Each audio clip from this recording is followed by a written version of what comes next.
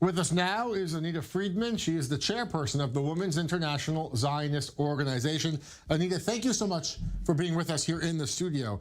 I mean, the statistic is just horrifying. And behind each number, each stat, it's a real person and a real family that's been abused. But 300% increase in domestic violence cases since March. What explains that? Absolutely, Jeff. Look, this is a problem that we've had for many, many years. But as you can imagine, when the pandemic is happening, the abuser and the abused people are just jailed with their abuser 24/7. Also remember, the economic situation of these people has declined tremendously because of the coronavirus. We have seen not only more people coming to find help, but we're finding also there's new families that are coming into the cycle of violence.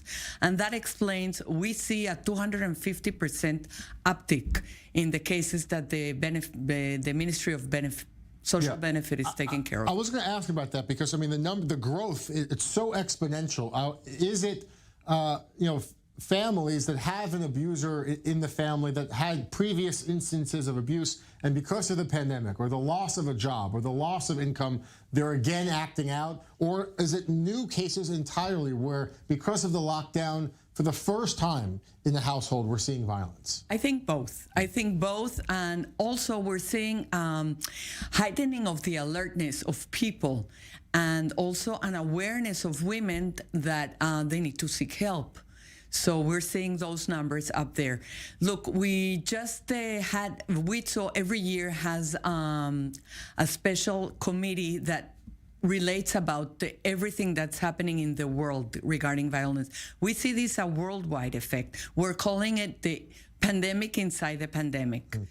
And one of the things that we're trying to raise awareness also is of the public at large, because this is a societal problem. This is not the problem of a specific woman or a specific family. It happens everywhere. Here in Israel, tell me more about the work that you're doing with some lawmakers to try and push for some new legislation, new bills about this issue. Okay, so as you said, today there is calling the Knesset to pass a new legislation that will make violent men in the courts go for therapy, as you say, which is... But that can't happen now anyway, right? A judge can decide to order that. But they're not doing it. That's what we're saying. The judicial system is not stepping up. Not only is not stepping up, but actually sometimes they identify with the abuser and not the victim, and we see it over and over. Look, the Ministry of Welfare has many places where they can treat men, but we see only a quarter of the people treated being men. So we feel that unless this is not responded in a holistic way, WIZO has a specific hotline for violent men. It's unique in the world, and we're the only ones that have it here, where men call when they're in the cycle of violence.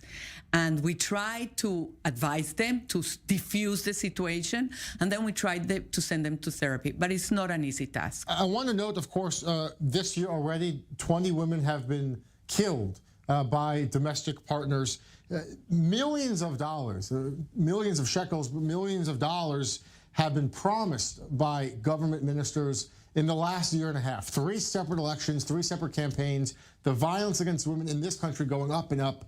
And there's all this talk about saving money to open new shelters, open new treatment facilities, help women with children escape violence. Is the money going to where it needs to go? Okay, in 2017, as you said, they passed a law with budget and everything. We haven't seen all the money. We have seen only part of it, and after a long pressure. Now, what we see this year is that the awareness has changed. They are planning, the welfare ministry is planning to open 2 new shelters. There's only 14 shelters in Israel. 2 of them are under WIZO.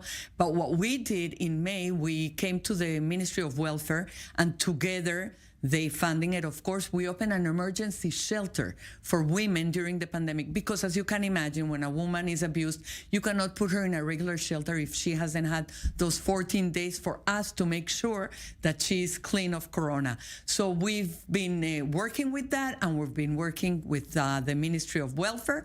And that's something new that's been happening. You know, WIZO also, pushing for legislation, pushing to open new shelters. A part of this also is awareness. And I know that there's a new campaign underway now, kind of teaming up with some of the bigger brands in Israel. Tell us more about this campaign. Okay, so for the first time, we've teamed up with a PR company, Barnett, and they set us up with the biggest companies. We're talking about Strauss, we're talking about Maccabi, we're talking about Isracard, we're talking about Bituach Yashir, all these companies that they're doing a sponsorship.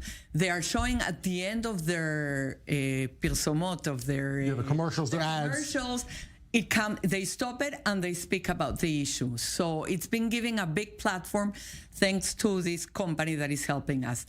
And the other thing is we are very much about raising the awareness in the public and the education.